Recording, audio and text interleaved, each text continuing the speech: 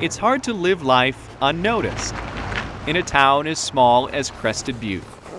Here, following the path to obscurity He's quite the celebrity around here. will lead to a local legend. He is a legend. He is, yes. I'd say Billy Barr is a legend in our community and a legend in our world here in Crested Butte. Billy Barr may be the most popular guy in town because he chooses to live 4 miles outside of it. Who's Billy Barr? Well, Always Billy Barr, little b, little b. lowercase. Don't you write his name with a capital or you're going to get in trouble. Oh, God. Lowercase just suits him better. Billlybarr. In a place only skis can reach. I needed to get away from that high pressure. Among these buildings buried in snow is the quiet spot Billy Barr calls home. They figure, rugged mountain person, boom, boom, boom. But Billy it's is really just a creature of habit probably bok choy. and collections. I have lettuce, bok choy, beets. A collection of plants gets this vegetarian through winter. Mint grows like crazy. I love it. A DVD collection I love Cary Grant, Audrey Hepburn. paints him as more a romantic than mountain man. I proposed to someone in the 1st grade. She said no. But only one of Billy's collections Let me see the date. has kept him busy Yeah, this is my first book. for the past 44 years. It was mostly clear in the afternoon with light haze. He's a From the weather south. forecasting, record-keeping Today, phenomenon. Cloud cover in the early morning, then Every day he went out. clear in the evening, light clouds. I mean, this guy's been taking notes. I was very detailed. Billy started recording temperatures and measuring snowfall in the early 70s. So I would write down, everything I saw and the weather, and stuff. He jotted down everything he saw from his mountain backyard. This is my snowboard, He's kept up the routine day after day, just under 78. year after year. 78 inches. And while Billy has kept to himself over the years, he shared his decades worth of data with the world, This is monthly summaries of everything. posting online for climatologists to study. So this is data that was nothing more than observations. He's noticed temperatures are getting warmer The high this date was 4.5. and snow is melting faster. No one can come out and say, oh, this guy likes environmental stuff, and so he's fudging his data. Well, I'm going to go back over 10,000 records and start changing the number. I guess I could. That's a good idea. Thank you. It was really interesting to me to see what our biggest storms were. Billy, the romantic, Ooh, the barometric pressure is falling. weathers those storms alone. It can be very dangerous and treacherous, but can also be very gentle and pretty and quiet and calm and peaceful and nice. This is the solitary path Billy Barr chooses to follow. It's a path We all adore him. that made a hermit Yeah, I know. a household name. He's a delight. You will love him. He's wonderful and caring and generous and open. Ha! It worked! I faked the hell out of him. With photojournalist Dan Herbst, Noel Brennan, 9 News.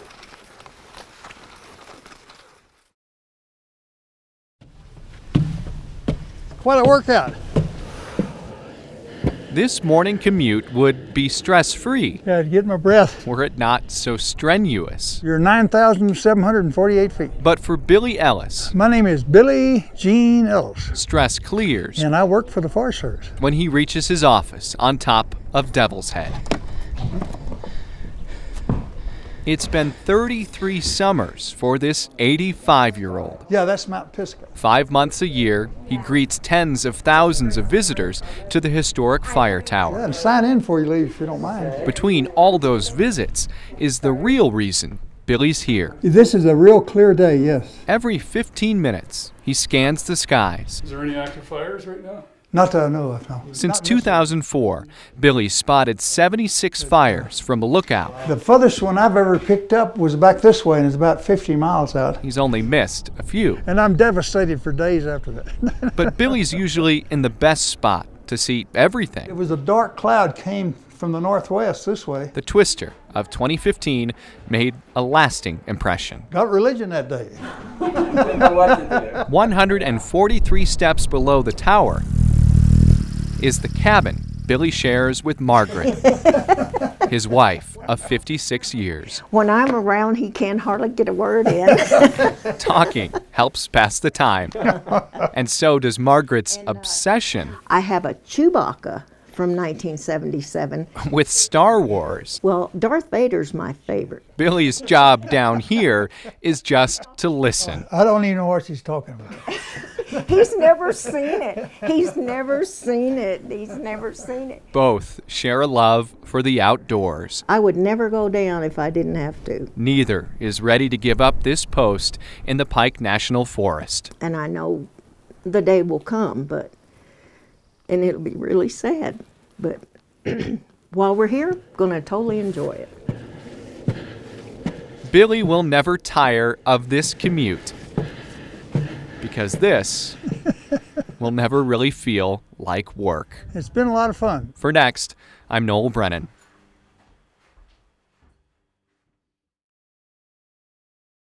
You guys are probably interested in kind of offbeat, zany stories. Sometimes our search for news My lawn is not in the world's best shape. leads to the mundane. So it looks a little raggedy right now. But even a story about grass can be interesting Big news, man. It's not.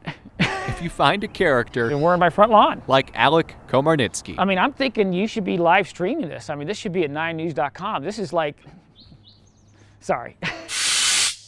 I mean, it does match the purple, right? Two incredible inflatable Hulks add to the spectacle. I'm more than nerdy Dr. Bruce Banner, right? This suburban dad has scheduled for noon. This will be a first, just for you guys. 9 News exclusive.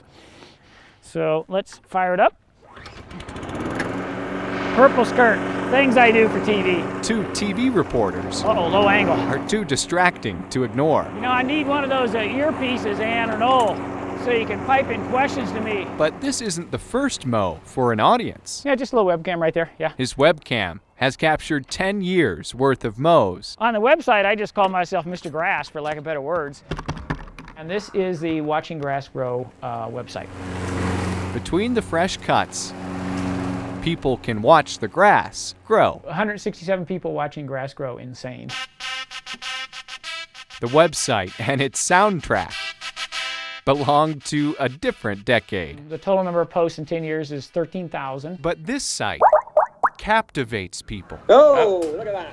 All right. From all over the world. And if you haven't seen it, you've got to try it. It's absolutely mesmerizing. Chris Hewitt watches from Britain with his friends at work. At a pre-scheduled time, he came out and he mowed the lawn. And the atmosphere was electric.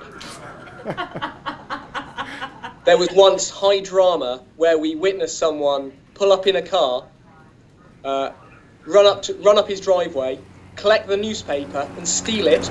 Okay, I'm going to continue doing my babbling here, okay? Mr. Grass can't quite grasp this excitement, but he embraces it. This is comedy. I mean, really, I'm out here mowing my lawn for a news crew. So I think it's about appreciating our interaction with nature and making a life less ordinary. Life is certainly less ordinary thanks to this character. We're just going to run the mower up to the front. And his color commentary. How many angles or views can you get of some crazy suburban dad mowing his lawn? With photojournalist Ann Herbst. Noel Brennan, 9 News.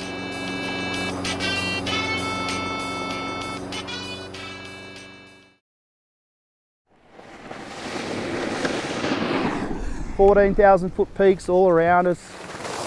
Just a gorgeous place to work and live, it really is. Before the lifts open, Thanks, guys. and Telluride slopes are shared, first tracks Show direction. go to these guys, Lined up. a team of skiers who carve in sync. Ghost Riders, left, right, push, push, roll, two. So we're the Telluride Ghost Riders, we're the reigning world champions. A team greater than the sum of its parts. I'm Australian originally, Sydney. But if you're counting, Falls Creek, Australia. the Aussies Jindabyne in Australia. have everyone About an hour south of Sydney. outnumbered. Yeah, of course. I'm from Argentina, not from Australia, phrase. They call me Captain America. Together, they're Telluride's elite synchronized ski team. Getting in some practice runs before this weekend's World Championships. as important as skiing in sync Okay, sweetie, you remember how to put these on? is getting a generation to follow their tracks. Por abajo, por abajo. These preschoolers Wish I could ski like this when I was 4. are the first in their families Alexi, Noel, oh. to hit the slopes. Whoa! They're part of the Comets ski program, Fernando, this way! funded in part by the Ghost Riders. So far we've sponsored probably like 35 or 40 of these kids. These guys are the future. The next Ghost Riders. We want them to have fun and enjoy the mountain in different ways. The Ghost Riders know how to enjoy the mountain, even when they fall out of sync. Yeah, I had an enormous crash last year, landed on my head and cracked open my helmet. Yeah, last year the angry koala, which would be Kim, ran into me. Clipped the tail of his ski and crashed. Sprained my ankle, so I was not able to compete, so that was a bummer. Crashed into me in training, quite hard. Another championship in their sights. Get it, Johnny. This team is already greater Let's ski this for the Comets. than the sum of its hearts. And we're really just stoked to, give them that head start. With photojournalist Dan Herbst, And we're all privileged to be here, for sure. Noel Brennan, 9 News.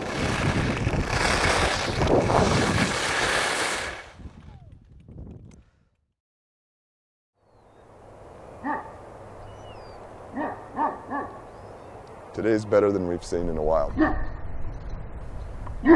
The day is finally here.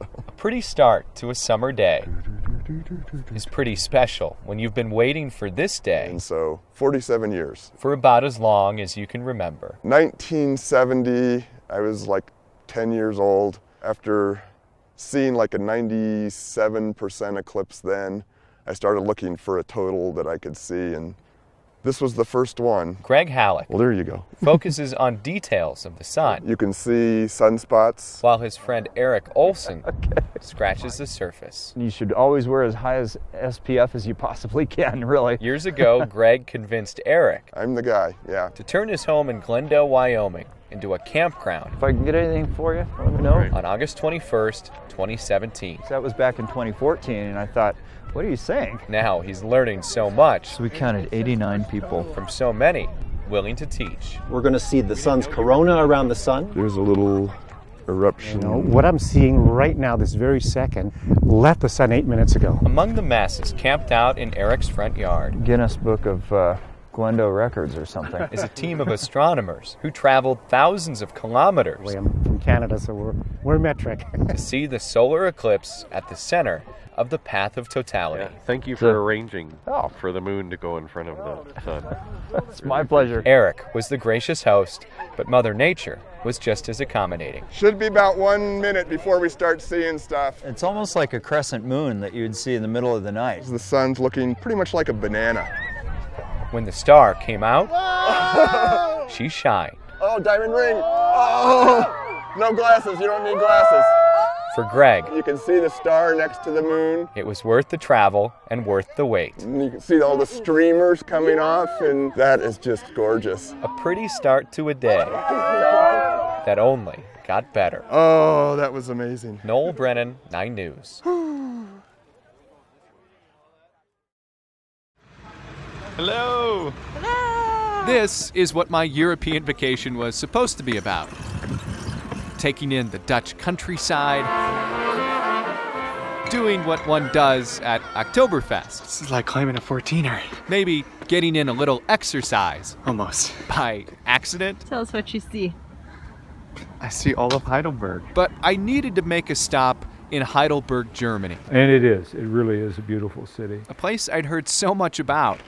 From a guy I know back in Colorado who was born there. Every time I look through these papers, I see something new in here. Terry showed me his adoption papers. A lot of it is in German. Because reporters have a thing for documents. Is this one translated at all? Terry doesn't know his dad's name, just his mom's. Anne-Marie Heisler, who was a commercial employee. And the name he used to have until he was a year old. I'm not only Terry Brennan, but I'm also Klaus Heisler. He knows he had a sister who stayed in Germany. And that was something that was never talked about. Terry never really asked many questions. Here, is this the same thing? But he imagined what it might be like to meet his mom and his sister. But I played it in my mind where there was just this welcoming, oh, my baby, And, He left all the digging to the journalist in the family. I mean, you knew I was adopted forever. Mm-hmm. Did you ever think about the fact that there was, you had relatives, blood relatives? I did. I thought about that a lot. My dad's story is my story too.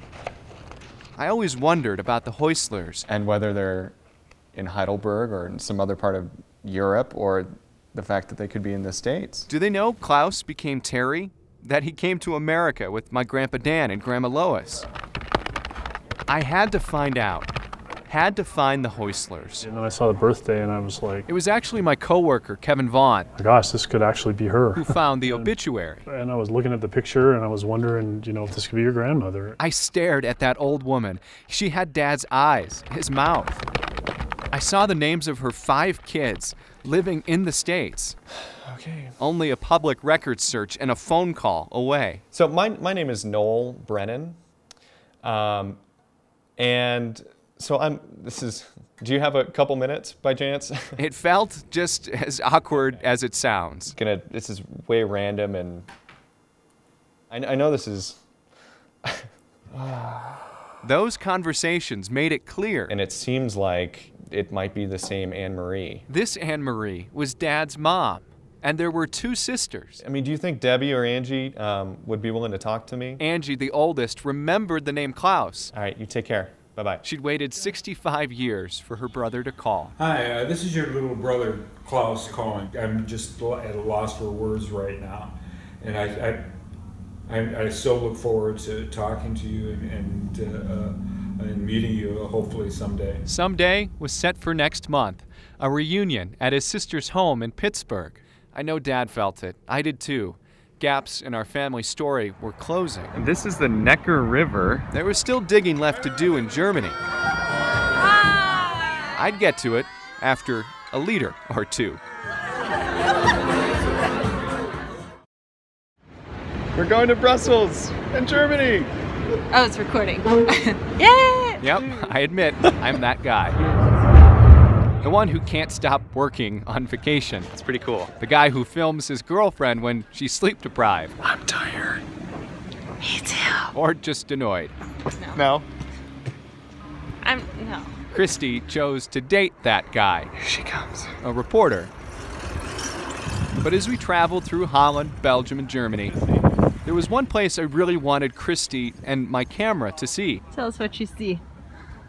I see all of Heidelberg. Heidelberg, Germany, the city where my dad was born, where he lived with a sister for a year before he was adopted by my grandparents. Walking streets felt almost like a homecoming. Maybe it's because of that picture of my dad standing on the banks of the Neckar River. When he was just over a year old. I tried to find the exact spot.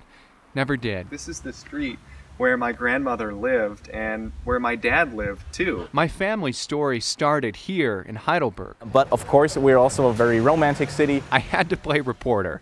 Sorry, Christy. My name is Tim Herre, that's spelled T-I-M-M. I assured Tim Herre with the city I didn't travel thousands of miles to pick up my grandma's birth certificate. Seeing it's only one piece of paper, if you hadn't found out earlier, that might have been very disappointing for you. I wanted to hear what life was like in post-war Heidelberg. An additional mouth to feed in that time was too big a challenge for some families. Turns out my family story was nothing new. There are a lot of relationships between Americans and Heidelberg.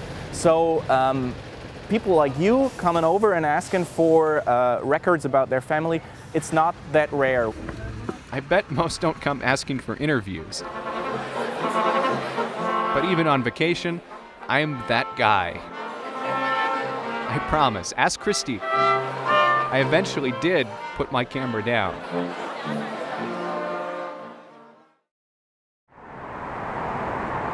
We did our best to pretend. This was like any other family vacation. My dad, my mom, my older brother Colin, we were all together. It is a nice little town. Take a picture. But we didn't come to Pittsburgh to see Pittsburgh. Every time I tell the story to someone, it's like reliving it for me. We came to meet my dad's 2 sisters, Angie and Debbie. You know, I really wanted to meet so I could learn more about my birth mother, you know, what her life was like, what she was like. But I go straight, right? Yeah. I blame nerves. A little nervous. For my awful directions and Dad's delayed reactions. Right. Okay. Turn to the right, Dad. Right. Right here? Yep. I'm surprised Mom kept it together. I know I'll probably start crying because that's the way I am. What was the address? Right here? This is it. We saved all the tears for Angie's front door. Nervous? Probably feeling the same way you are. You must be Debbie. Yes, come in. Hi. Hello, sis. How are you? This hug made me think of all the ones they've missed in 65 years. Did you ever expect this would happen? Never. Never in a million years. Like I said, I'll never let you go. She finally let go. We were strangers, but it felt familiar. Won't you come in and sit? Yeah. Oh, sure. We did what most families do.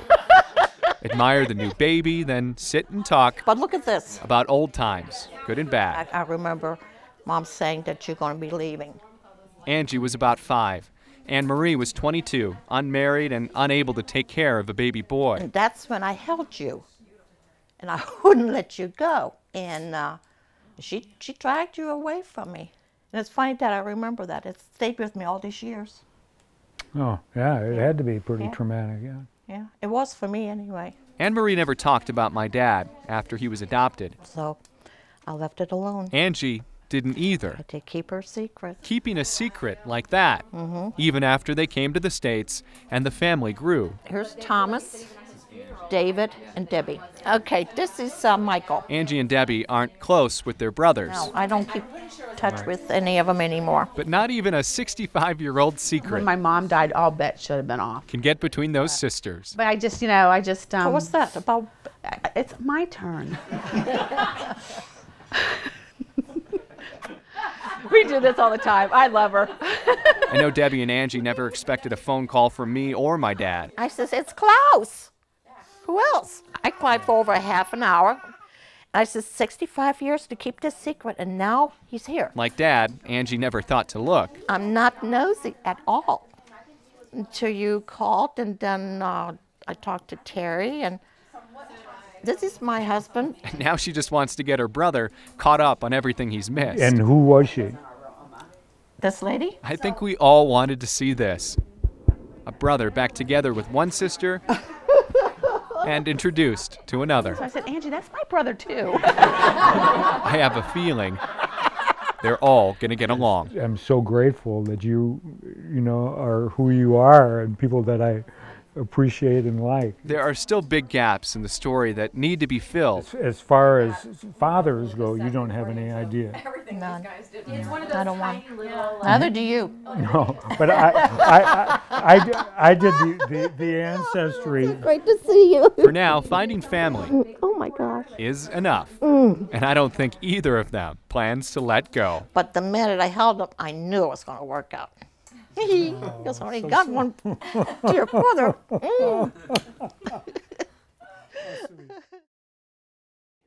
I have to come all the way over to Moscow. Planning the next mission and wait for a helicopter to take us to the island. is always a little tedious for Joel Berger. Here are more serious boots. These are my moderately cold weather boots. A variety of different sleeping bags. I don't even know where they are. That's interesting. Deeper cold weather boots. I'll probably take 3 trunks. Complete with an alias. In French, Joel Berger. Joel is a spy of sorts. So I'll bring a couple of GPS units. An agent who never forgets his disguise. The polar bear. Polar bear obviously goes over one's head. I totally feel like I'm going undercover and having a disguise on. Joel is really just a scientist and CSU professor who tries to infiltrate herds of musk oxen. It's this animal that's got massive fur that droops down almost to the ground, and they live in these herds, and they're cold adapted and live only in the Arctic. He's got a unique approach to gathering intel. We want to know how muskox are going to respond to this. But maybe the muskox thinks, well, this is just an idiot in a bear head. So sometimes he tries a caribou. Graduate student of mine made this one. He goes undercover to understand how musk oxen think, act, and survive in a changing Arctic climate. With more rain on snow events, we have more periods in which mothers can't access their food. Because of that, he's noticed musk oxen aren't as big as they used to be. It's maybe 15% smaller than they should be. He'll report next month. There's different kind of tents. To a remote island north of Russia. Because we want to know how the changing climate is impacting animals and their survival. A mission fit for Joel Berger. Sci-Spy. How else do we learn how animals are going to react unless we're looking through their eyes? For Next, I'm Noel Brennan. Springtime along Colfax. The dandelions are budding. 1, 2, and butts 3, 4 are exposed. 22, 23. The cigarette kind. 39. This can't be what people mean 55. when they say they love the history of the street. The cigarette butts last forever. So 73, 74, 75. I don't want him walking on the ground because there's all kinds of things on the ground. It's like counting dandelions, except it's gross. It's kind of like an Easter egg hunt. I guess I volunteered for this today. Except germ-infested, and no one wants to play. Oh, that's like a full cigarette. Look at that one. 31, there's a piece of pizza. 32, 70, 71, 72. Oh my gosh, I'm losing my mind here. Right there is number 100. Beside it is 101 and 102, 103. I don't think I can count anymore. Hopefully saving some work for Michelle Valeri. I mean, within these dandelions, there are at least 20. And the Colfax Avenue Business Improvement District. The sheer number is impressive and just goes to show you that this grant's going to do a lot of good. Colfax is getting a $10,000 grant from Keep America Beautiful. Arthur, what do you think about cigarette butts? Half the money will pay for 10 dome lids for trash cans. 3 urns will be installed in the worst spots. 235, 236. Noel, what'd you do today? Oh, I went down Colfax and counted cigarette butts. Colfax Ave hopes it will cut the problem in half, keeping the character of a beloved street. 280. Minus the butts. 2? But I don't think that anyone would say that cigarette litter is part of the grit that they most enjoy about Colfax. In Denver, Noel Brennan, 9 News.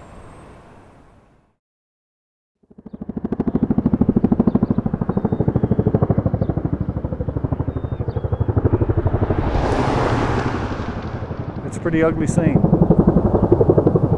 It's about as bad as you can get. There's a noticeable rhythm, pattern, and routine in Durango. Everybody's evac'd and they've got the roads blocked and they're not letting people in there because it's too dangerous. Evacuees of the 416 fire are getting used to a new normal. It is looking pretty hot. As the fire that's burned more than 20,000 acres closes in on their homes. We've been evacuated for 3 days now. 3 days ago, we were 7 miles from the fire. 2 days ago, we were 2. Today, we're 1. Tom Flynn had to get used to this routine once before. We lived here during the 2002 Missionary Ridge fire. So did Michael Martin. And it says you've been evac'd. You kind of have your ups and downs. Sometimes you wake up at 3:30 in the morning all stressed out, then you go, well, what's the point of stressing, because it's not going to fix anything. Come out in the morning, see the damage, go to town, have lunch, come back and watch it. There's really nothing else you can do. Nope, not much. But try to make this routine a little more tolerable. I stopped at Liquor World because nobody wants to go through an evac sober, right? So we got all the beer and wine out of the house. I just partied for 3 days. Because nothing I could do. Might as well just relax, you know, wait and see what happens. It's kind of a strange thing to watch your whole world burn slowly along. It's just a slow-moving disaster. It's not like a flood. It's not like a war. It just happens hours upon hours, days upon days, and we're nowhere near the outcome. These evacuees still keep faith in the fire crews. Man, they're off the charts. I can't believe what a good job they've done. They're the heroes of the day, man. Absolutely. Nothing else to do but settle in to an unsettling routine.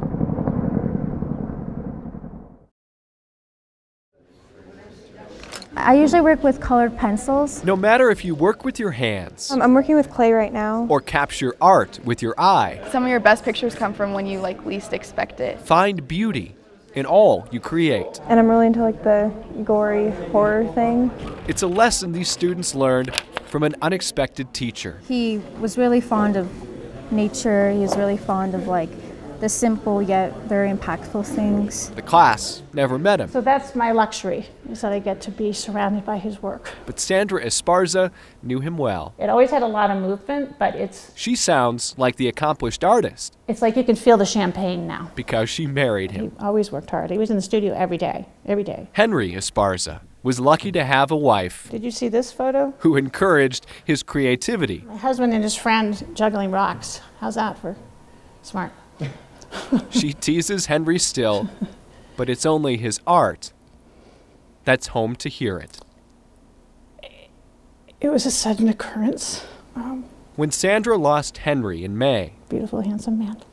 she was left with his finest paintings There's a piece right here that's finished. and ones he never finished. I actually haven't touched or moved these pieces yet.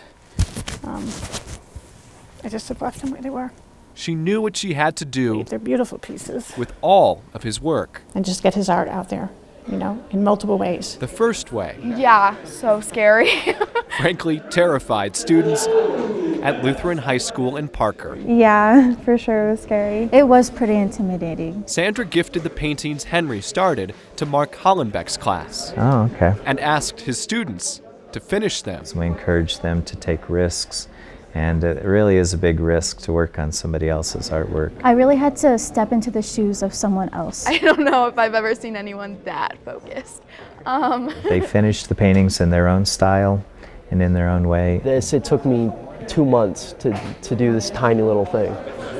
While students stressed, I feel this is his strongest piece. Sandra found a home for Henry's finished work. I love the simplicity of it. It's almost minimalistic. Denver's Bit Factory Gallery shuffled around shows and moved up the date of Henry's exhibition. This one, I really just want to get Henry's art out there. Timing meant everything to Sandra. What she's dealing with, and to be able to keep going and still have the drive to try to get his artistic vision out there, is just blows me away. May of 2017. So it's when they discovered I had a brain tumor. She tried treatment, Nothing worked in my case. So tried more than once. lost my husband 3 weeks later. I was told nothing's working. So that's how that sequence went. But she still held on to her purpose. I said I just want to honor him and pay tribute to him. That's all I want. We want everything to look the best that it can be, so. This time, Where's your artwork? it's not a professional show, Okay. Oh but one for artists in training. No! I am not nervous. I am nervous. I don't even know, am I kidding? A terrifying project became a tribute, Hello. well worth the struggle. So good to see you. This is the day Oh, look at that. That's cool. they shared it with Sandra. I called it Anything and Everything. Has a nice flow to it. So it's kind of the ideas start off small at first. You don't really know what they are. I don't know, the colors of it I was really attracted to. Work Henry started, Such a treat to my heart. finally finished and framed. May I give you a hug? Yeah, sure. Thank you for your dedication. Thank you for doing it and taking it and owning it. The lesson they learned Appreciate it too. is now an artist's legacy. Thank you. Even in loss, We would love you. We would love it. there's beauty left behind. Just want it to live on, his legacy to live on. So.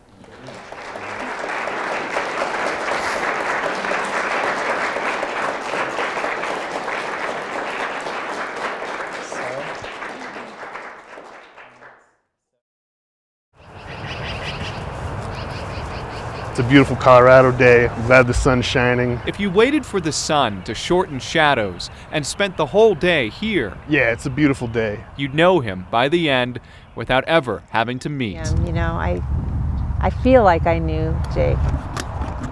On Memorial Day at Fort Logan National Cemetery, stories from family and friends Jake is the smiling soldier. keep a soldier alive. Jake was my cousin. Jake Wykstra. Visiting our nephew Jake. I met him at church. Jake's my nephew. Known him since he was a little kid my son looked up to all the time. Jake, to me, was one of my best friends. They spent the morning or the afternoon, and they even traveled. All the way from Iowa. Some even cracked cans Hopefully the staff won't mind. and toasted the GI who grew out of his toys This little action figure here. but never grew up. Goofy, yep.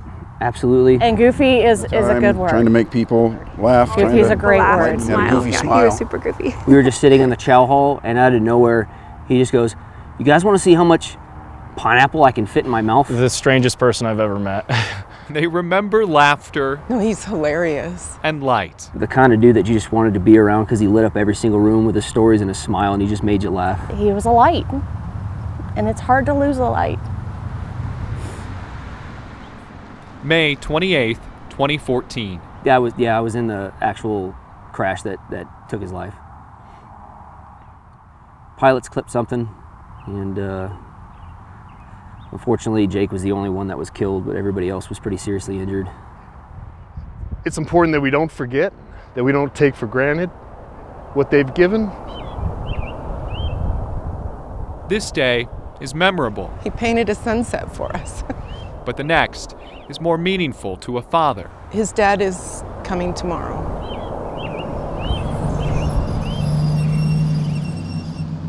He visits on the day he lost his boy, and it's too hard to speak.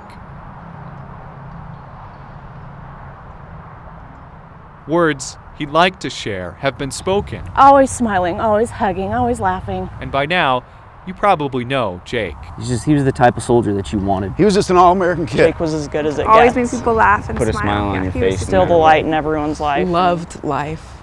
He really did. For next, I'm Noel Brennan. Yeah! Even though we're landlocked, Colorado knows how to beach. Like a big beach with only made into a mountain. We're full of frustrated sand architects and water quality experts. But not all are willing to test the waters alone. I don't want to. At the base of Great Sand Dunes National Park. I feel like an ice cube. My hands do. It's cold. I feel like the Antarctic and the Arctic combined. So cold. And so it's been a banner year for surge flow. The expert who works here knows this year's heavy snow is why Medno Creek is running so fast. And this year it's been way above average, so we've gotten good stream flow. He can also explain why water moves this way. Well, it flows in a very unusual manner known as surge flow. To me, it kind of looks like those little waves that come from the ocean. Sometimes it gets slow and sometimes it gets fast. Fast-moving water over sand forms anti-dunes. And as those humps form, they're unstable, so they get steeper and start to migrate upstream until they collapse, creating a surge. I am trying to raft and not hit your tripod. That's sometimes unpredictable. Oh no! The beach-going pros think about it differently. Like squishy. It just feels like some slime that is under my feet that's like moving. I like that the sand is so like soggy and muddy. These experts don't really need to understand the dunes to make the best of a Colorado beach day.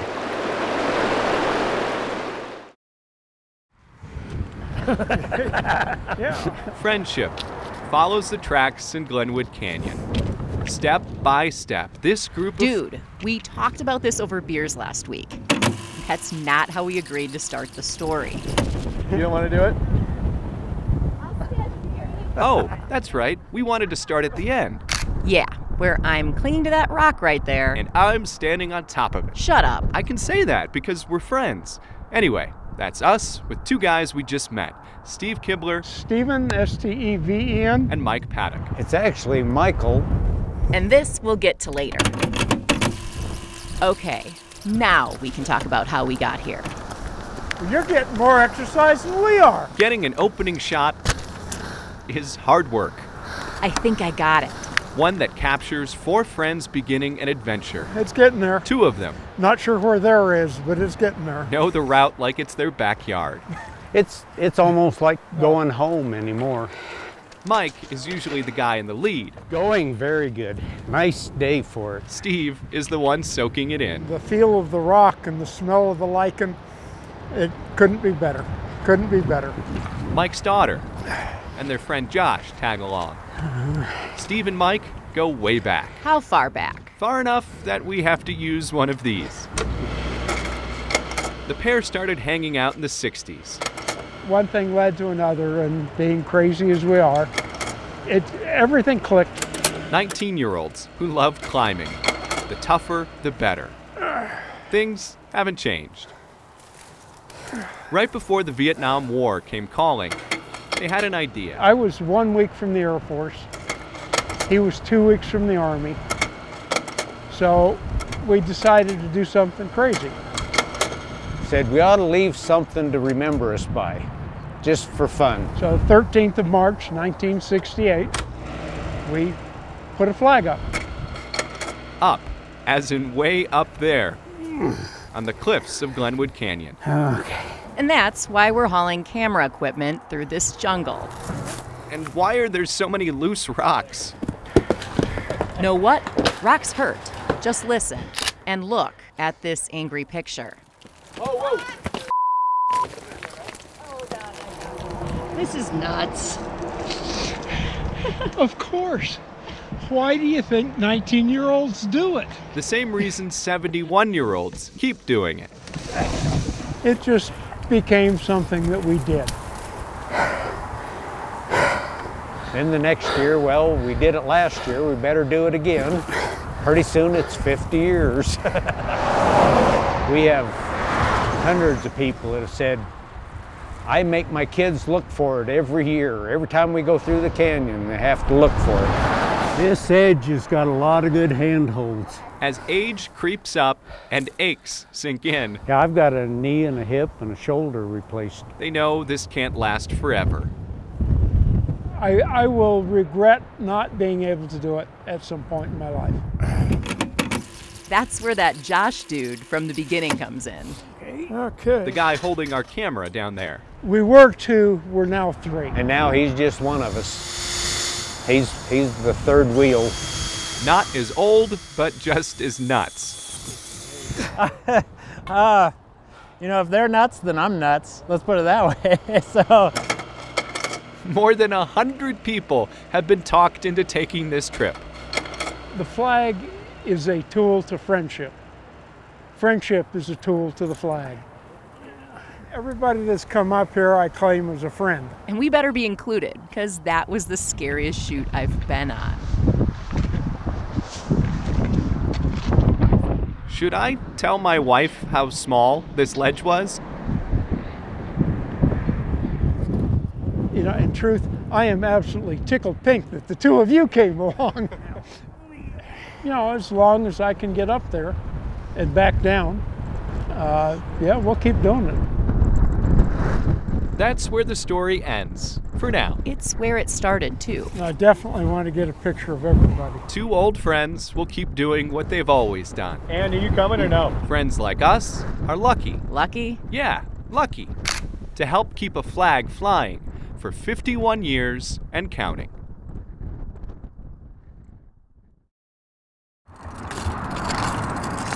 For all it's taken away, COVID-19 has gifted us reflection. Oh yeah, full moon tonight. Helping us illuminate what really matters in our lives. My 3-year-old and my partner and my baby. It's given us gratitude for people like Maureen Murphy. I'm an ER nurse. And at 8 p.m., it's gifted Colorado a crescendo of sound that's fitting for a full moon. Voices echo from Denver to the mountains. Close to a cheer, but they call this a howl. You can hear it from city streets to rural roads. In unison from Union Station. It's a gift Governor Polis asked us all to share. I want to encourage Coloradans to participate in this new tradition this evening and every evening this crisis is with us. Our appreciation for those putting themselves at risk unites us. From our front steps and balconies, or in this case, the trees, there's no wrong way to do it. An instrument can only add class to the chorus. Dogs will dig it. Maybe not your cat.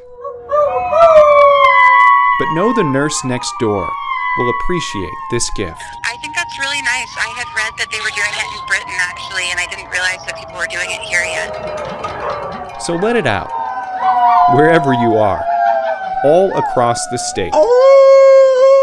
We all have these nights to reflect and release.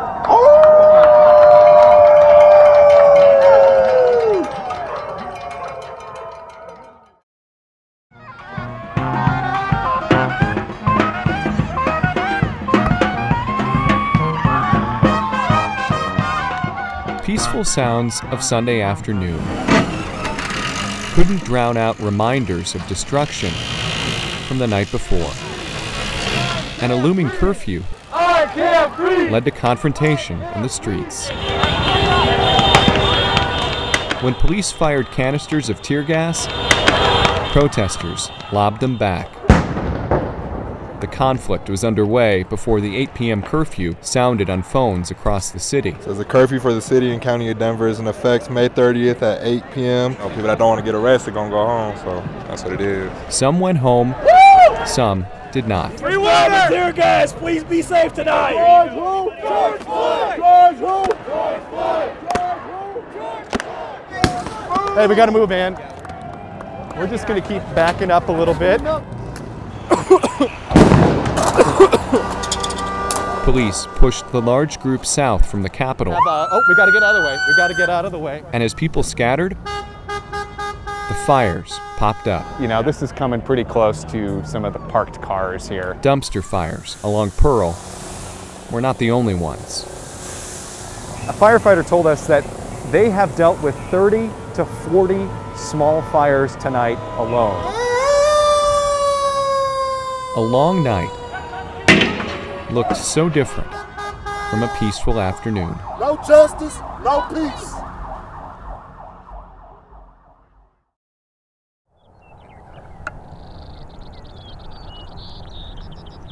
We live in Colorado, and that's kind of crazy. And we live in this part of Colorado, and that's even crazier.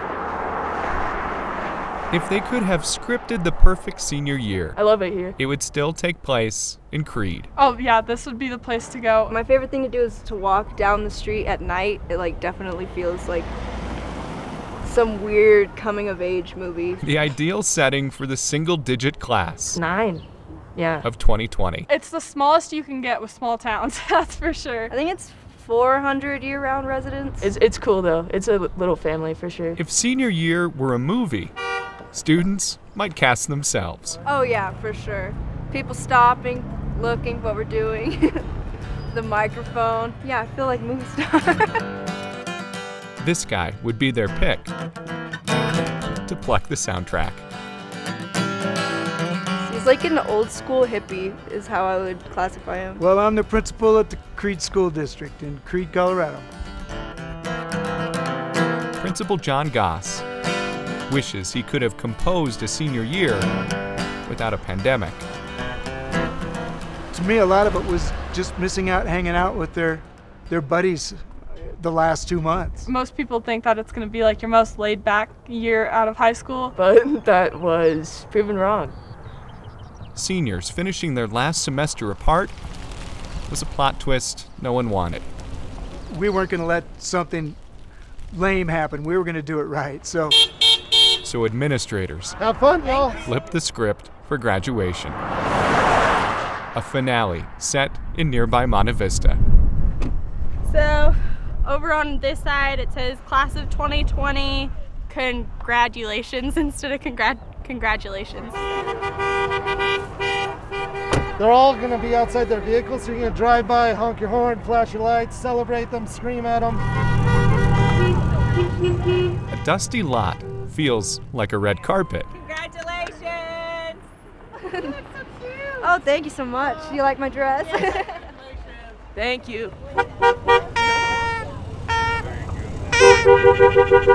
The captive audience in their cars is here to see seniors on the silver screen.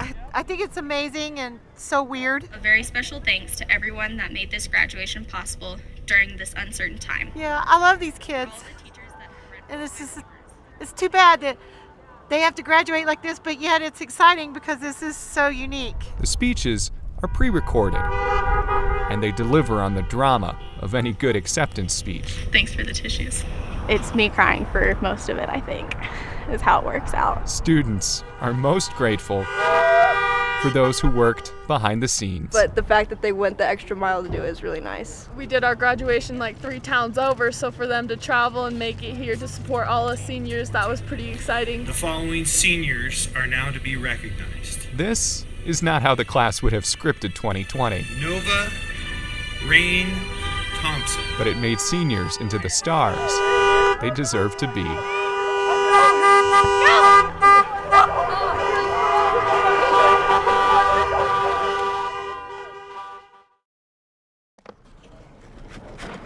Growth can mean all sorts of things. It can be as simple as a plant spreading its roots. Okay, here's what we're doing. Or as complicated as a neighborhood changing. Everyone's just being crammed into this small area. Lisa Negri prefers to be tangled up in the growth at her home on Vine Street. Have fun, be creative, put them anywhere. In the spring, Lisa convinced her neighbors in Wash Park My nickname? to play in the dirt. People do call me Mary Poppins from Hell, with kind of a spoonful of sugar approach. I have an ability to get people to do all kinds of things. Because she gets things done, but on her own terms. Yeah. Kevin Williams with Denver Botanic Gardens agreed to Lisa's terms. Just psyched about it. To create something new in the lot for sale next door to her home. I needed to break the cycle of development, is what I did. So I just bought the lot. $780,000 for 6,200 square feet. I wouldn't have done this if I wasn't slightly insane. Lots of money and space, but not for a house. She said she wanted a garden, not a 3-story house to be developed. She bought the land, the stone, the plants, and everything. And when the first plants hit the ground, I was like, oh my God, it's actually going to happen. Yay, Lisa, we love you. Neighbors welcome the sight of growth on the ground instead of above their heads. What is up with these black and white houses? I'm annoyed. I bet you that one's going to be all white with black trim. They dug their hole just right before I dug mine. Everybody's just like so impressed. Well, impressed with the fact that you have the ability to do this. There's a major investment on my part in this property, but I also was very fortunate to be able to make a lot of money in my lifetime. She made her money nurturing people, running an environmental engineering company. My favorite thing about being a CEO was the people that I influenced every day. Tending to others. Thank you, guys. Didn't come naturally in a home where words like love were never spoken. The love was more of a, punching, but because I came from a very abusive and horrible background, so I really did hate people. I was very withdrawn, didn't do anything, and I don't know, I just had this epiphany and realized that people are okay. Hey, John! Social distance? Oh, God, I'm dying. It's no longer her thing. I'm dying. I might hug your microphone or something. What is that thing? It may have seemed strange before. They're the pink. But Lisa can't imagine life or her garden without people in it. But always in my heart, I knew that I wanted the community to have access to this and to see this and just see it all. Oh, please have cookies. Please enjoy, people. The seeds of an idea planted in spring are blooming by summer. I don't know, it feels more like a garden. I think when you guys were here last time, it was like a moonscape. Mother Nature can't take all the credit. How old are you? 10. 10. So she's my logo designer. A budding artist's work is almost ready to be unveiled. Actually, trees is also another thing I used to do a lot of. Even the bees feel welcome, thanks to Lisa's high school neighbor. So I was inspired to paint the tarot cards on the bee hotel. And I think it turned out really well. I really like the design, and I think it's really awesome. And the fact that they wanted to do it for me and for this. Friends who feel more like family. It's just overwhelming. They helped Lisa create and give back the gift of summer home garden. Ladies and gentlemen, and everyone in this community, here we go. Here is the sign. Yay! Woo! So thank you. As the neighborhood evolves and new homes sprout. This is your garden. The garden. It's every one of you guys' garden. And its gardener will continue to grow. You know, I am beginning to accept I did a pretty cool thing. Noel Brennan, 9 News.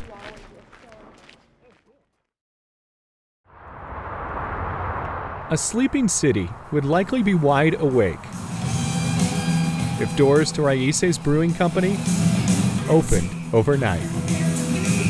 So I'm gonna play a little bit of one of my favorite groups now, Iron Maiden. When it's this loud and this late, And yeah, it's 12:42 a.m. Martín Vargas has an audience of none Running low. while churning the midnight boil. Like a therapy, I guess, for me. And I have the opportunity to be a little bit more focused when the tap room is not working. And I don't know, I think I'm weird a little bit, and I like obviously my girlfriend is okay with it. Martín doesn't mind being different. We Latinos do a lot of things, but apparently we don't brew beer. His beer brewing dreams in Puerto Rico brought him here to help open Raíces last year. An unforgettable year. Here it is, a global pandemic. It don't matter how strong you are mentally or whatever, it's like, what the hell is gonna happen, dude? It could have been a nightmare. I'm actually nervous. But Martín imagined something great. It's the first time that beers that are my recipe that I haven't competing. The Great American Beer Festival and the biggest awards in the industry It's a lager also. are all virtual this year. Nice. Which is why Martín judges his own entries after hours. The aroma that I'm expecting, clean, crisp. He'll rest a little easier knowing the real judges will taste what he does. Oh yeah. Another high carbonated beer. Wow, dude. The profile of flavor of this beer is delicious. 5 of Martín's beers are in the running. Beers he dreamed up and brewed while most of Denver tried to sleep. Noel Brennan, 9 News.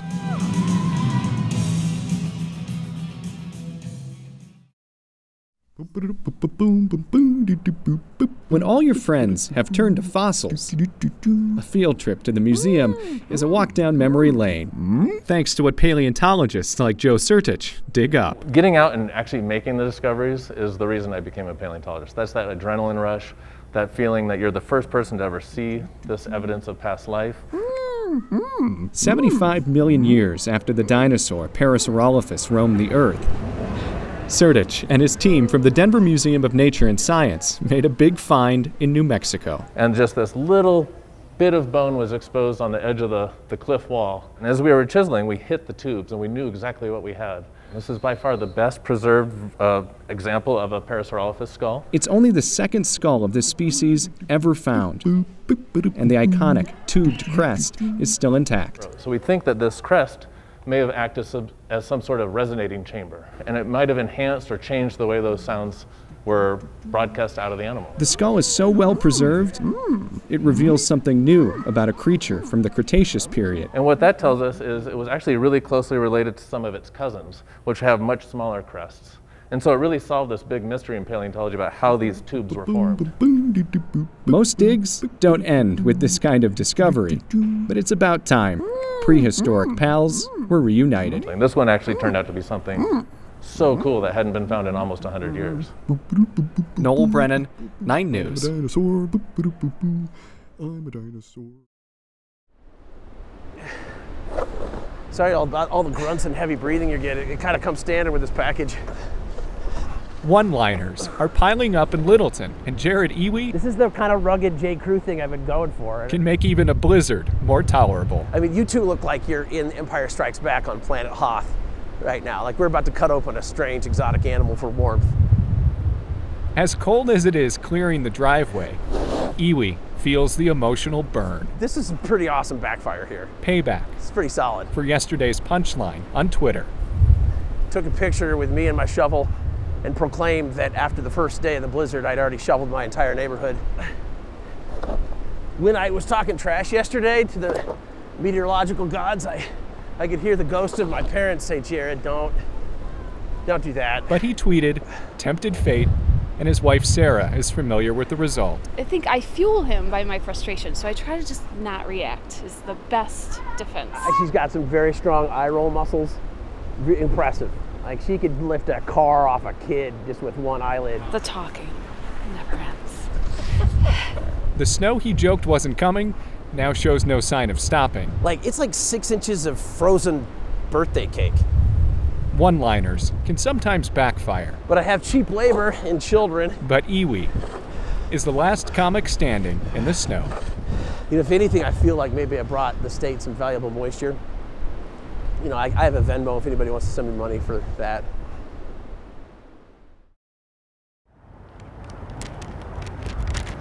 I was explaining that when I'm feeling sad, I'm a giver.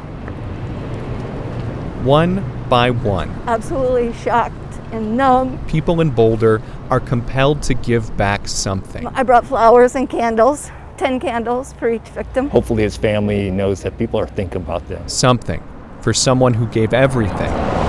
Boulder police officer Eric Talley. I felt I had to pay my respects to the officer and all the other people who have lost their lives. Even strangers know Talley ran toward, not away from a shooter inside King Soopers on Monday. We live half a mile from that King Soopers. That's our neighborhood, King Soopers. He has 7 children. And I hope they know that their dad was such a hero. One by one, He was absolutely one of the good guys. they leave flowers, notes, or something more personal. And I was a police officer for about 40 years. I lost a partner, and other officers in the department were killed during my tenure, and so I know the feeling. An officer's family is not the only one grieving. But here on the front steps of a police station, So we just wanted to say thank you to the helpers. Boulder starts to give back something to those it lost. Not much you can do to console the family, but it's nice to see that there is support from the community and other people.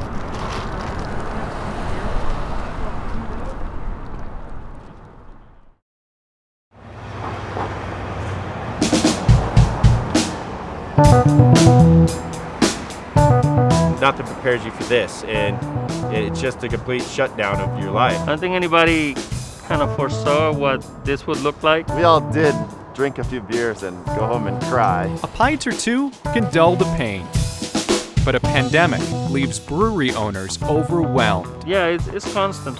We think about it all the time. Minds are occupied and tap rooms empty. We were almost about to hit our 5-month mark.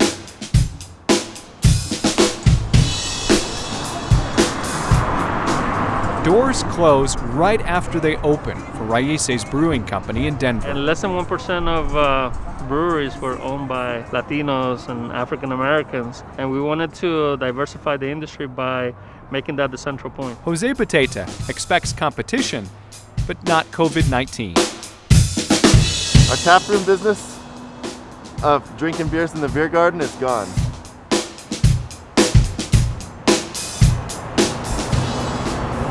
At Denver Beer Co. on Platt Street, This is what we love and what we know. Charlie Berger knows customers are missing out on more than beer. I love thinking that we have facilitated 1 million Tinder dates and a couple babies born as a result of a night on the beer garden. Now we're all wearing masks, so I want to invent the mask that you can drink a beer through and still be, antiseptic. Grant Babb also adjusts at Joyride Brewing Company in Edgewater.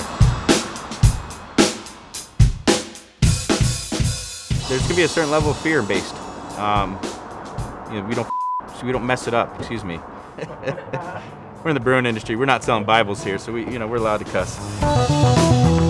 Even a glass half full group of people can't ignore the revenue they lost when everything shut down. If this is 100%, yeah. COVID-19 has cut us down by our knees.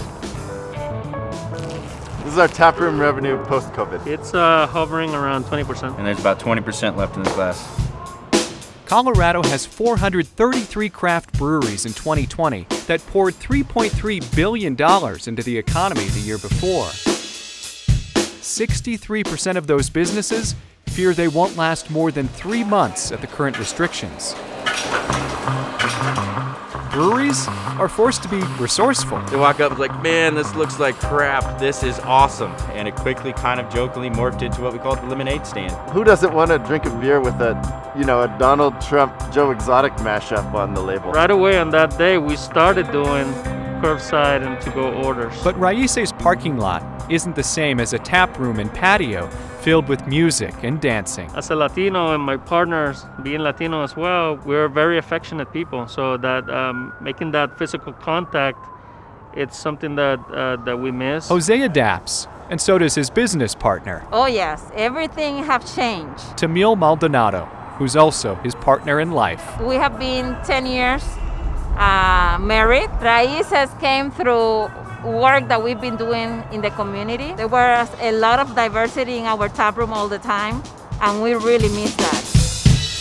At the start of the pandemic, Colorado breweries laid off or furloughed 56% of staff. I'm concerned about our employees, I'm concerned about our customers, worried about every little piece of business that goes on now. So, after 10 weeks of beer to go, Colorado breweries welcome back workers and reopen half full. Yeah, really excited that things are starting to open back up.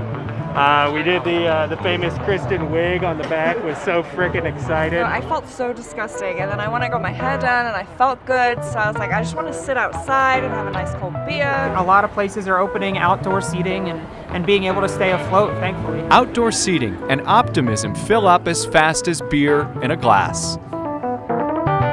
This is 100% like it was pre-coronavirus. This will be about 88%. Industry's going to recover and the economy's going to start building itself back up. I feel good, pretty good. That's an 85% right there. And that's how confident we are right now. So right now we are during COVID-19. We are following guidelines from the city. Confidence brews more creativity at Raices. Can I see your ID? And new ways to connect with community. We are doing what we do best. Building community, showcasing culture. People crave more than a product poured from a tap. We appreciate your guys' support through these crazy times. When I was your age, television was called books. By fall of 2020, breweries have figured out how to deliver more than just beer. For many LGBT immigrants, self-determination has brought them to the U.S. border. They find new ways to get people together, safely. But it's only a break between waves.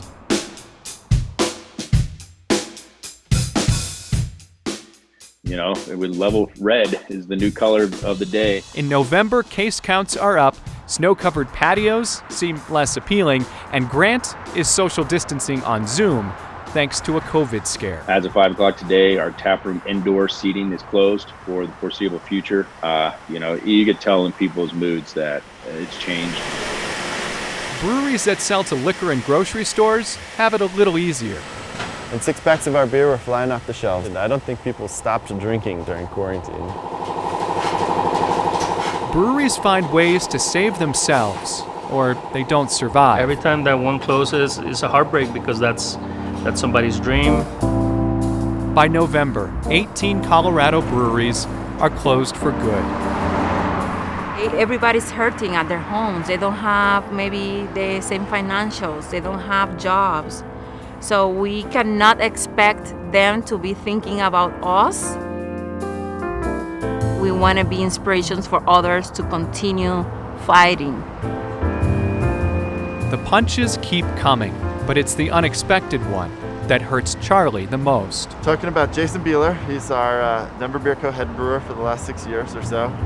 Like carbonation personified. He brought the bubbles to life and brought out all the flavor.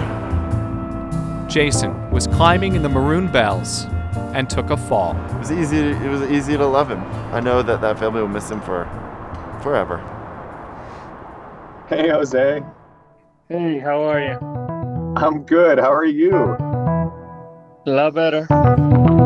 A new year brings an overwhelming reality to Raíces. I'm hooked up to the latest technology, Tony Stark style. In 2020, they fight to keep their brewery going, but in 2021, Jose and Tamil are both fighting COVID-19.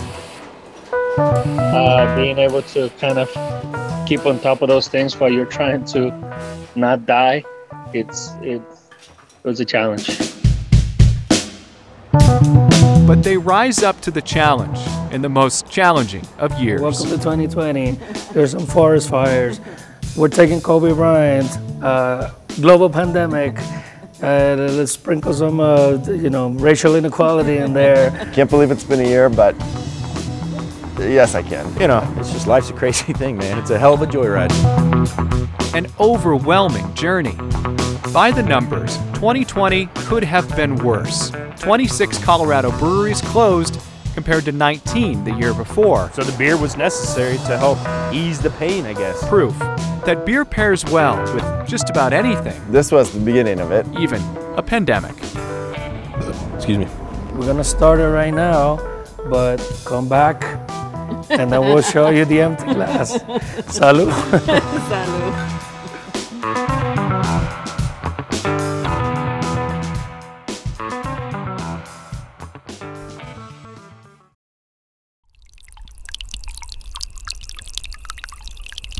In the wildest dreams of a little boy. Or a little girl. This is exactly where dinosaurs roam. No, it's beautiful. This is so beautiful. Grown-ups trying to wake up. I'm just tired. Can't imagine a better spot than southern Utah for a dinosaur dig. The best thing is to expect the unexpected when you're in the field. The better the breakfast, the better the work. Joe Surdich knows he'll need the energy. We're going to try and walk there without stopping. Joe's got the coolest job. Yeah. As the curator of dinosaurs at the Denver Museum of Nature and Science. Let's do it. Let's go. He's leading a group of stoked interns and college students to a remote spot at Grand Staircase Escalante National Monument. Oh, this is about 3 miles each way every day. Two reporters had this fantasy of covering a dinosaur dig. That was me almost falling. But didn't remember the hiking part. I'm just trying not to fall on my camera. This would be a nice hike if we weren't carrying camera gear. We can't keep up. Okay, enough of that.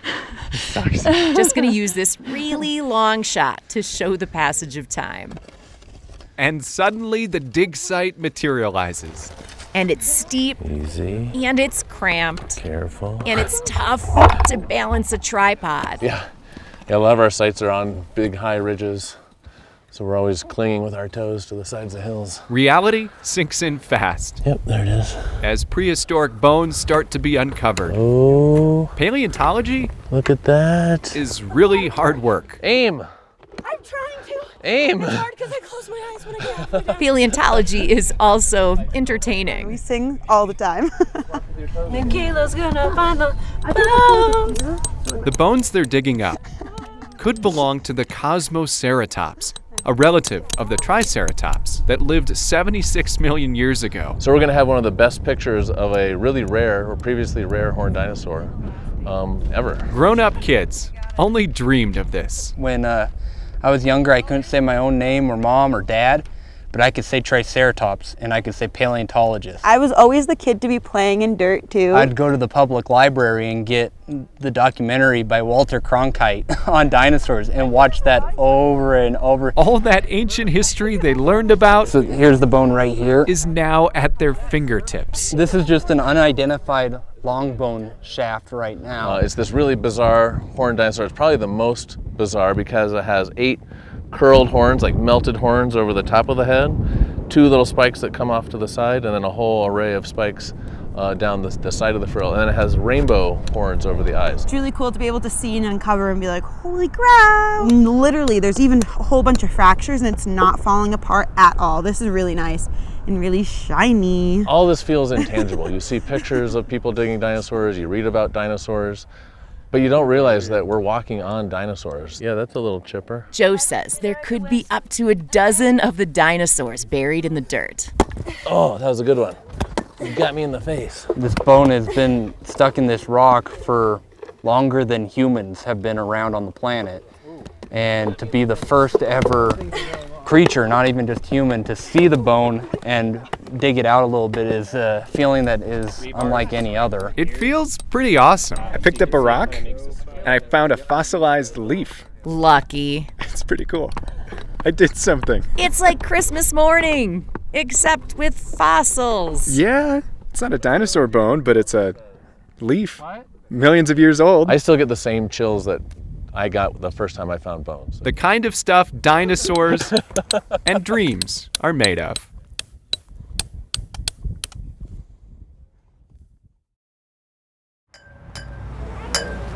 Once I start seeing all the people come in, I think I'll get a little more nervous. A short path to politics. A lot of freaked out, actually. Doesn't mean the route is easy. And I think I'm almost in a little bit of shock. Age and experience don't go hand in hand for 20-year-old Anise Medrano.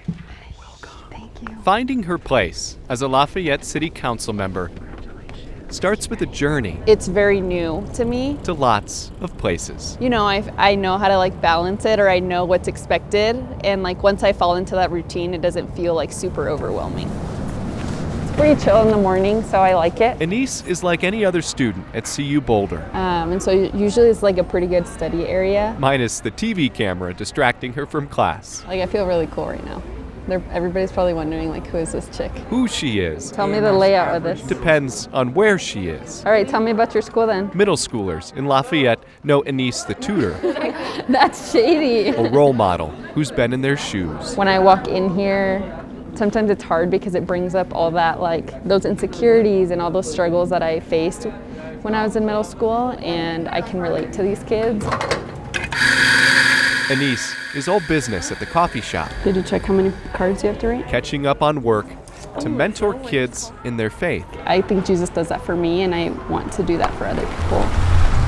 And at the Boulder Ridge Mobile Home Park. I've grown up here since middle school. She's a daughter and sister with a unique name. My name is Anise, and it's shine backwards. It suits her, and so does this neighborhood. I come home and I get to be with my family, and I get to hear cars passing by, blasting Spanish music. I get to hear kids running around. On the weekends, I get to smell the barbecuing that's happening. Home gives her energy to find her place, even when she felt she had nowhere to turn. My middle school time was super rough. Being a Latina, I didn't feel comfortable enough to speak out and share the answer of a math problem, because I didn't think Latino people were smart, or people of color, because I never got to see that with my own two eyes. The moment that it changed for me was the first time that I got to go back to Mexico. Anise met her relatives in person. This is my grandma. And saw her own potential. She grew up super poor and still was able to make it to college. And then I had to reflect, like, okay, what am I doing? Like, I literally go to school and like ditch half the time, probably all the time.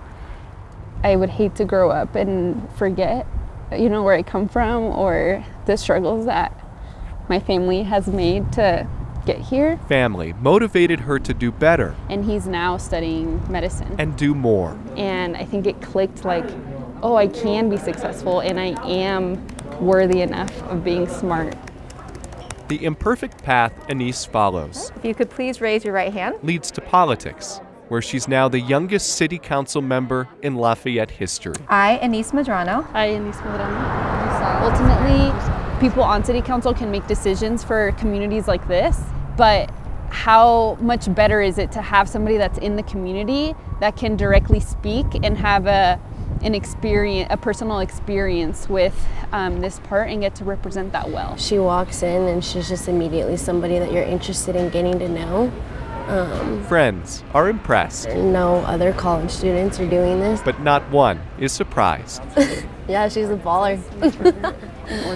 Of the city of Lafayette. Anise won her first election, creating a new place. The office of city council member. For her best self to shine. Congratulations, you are now sworn.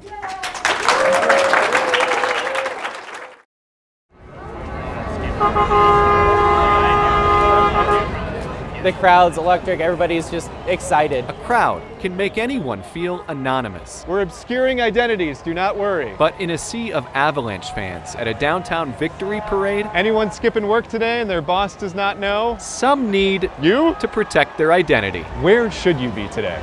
I should be at work. I should probably be at work. I was supposed to be at work. I had a meeting, a really important meeting. Well, right here I got myself a nice little high noon watermelon.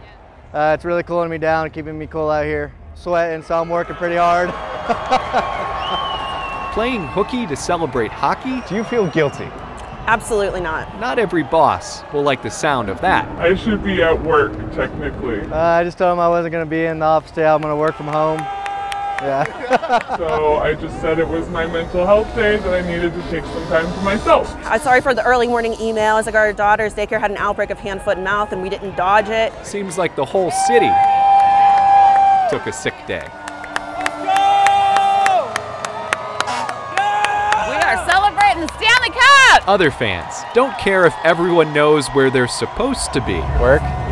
So long as they get to see the cup that brings people together.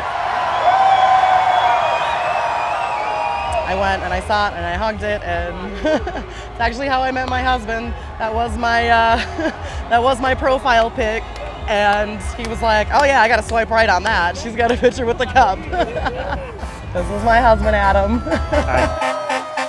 Some may not want to be seen. Oh, good 100,000 easily. But Avs fans can't hide how they feel. It's gonna be one big smile, full of seltzer. A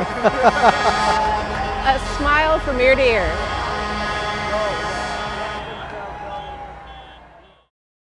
You can check security wait times at flydenver.com. It's almost better than Christmas because no expectations other than eating and being together. Thanksgiving and travel go hand in hand. I'm waiting for my husband. We're waiting for our baggage. Oh, I can't wait. I'm just going to run and hug him. Waiting at the airport is a tradition as common as turkey. Oh, 30 minutes? Oh, wow. The average stay in TSA security lines, holy cow, makes sense. Poor TSA people. Considering the number of people passing through on Wednesday. 75,000. 75,000, but I don't know if it's hands or turkeys or passengers. DIA expects more than 559,000 passengers the week of Thanksgiving. 6.3%. Up that much from last year. It's because we were in COVID last year. Yeah. But it's not getting anyone down. Still moving pretty quick, so I can't complain, to be honest with you. People are too grateful for family and love.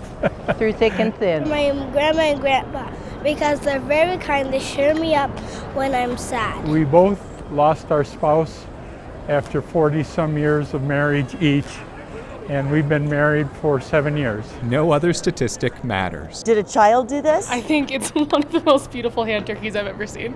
Because if a child did it, it's amazing. I was an educator, so I would give it a B. The wing development has to be a little bit more complete. This time of year, hand the best grade to gratitude. When we're waiting for loved ones, it doesn't matter. It's just what we do.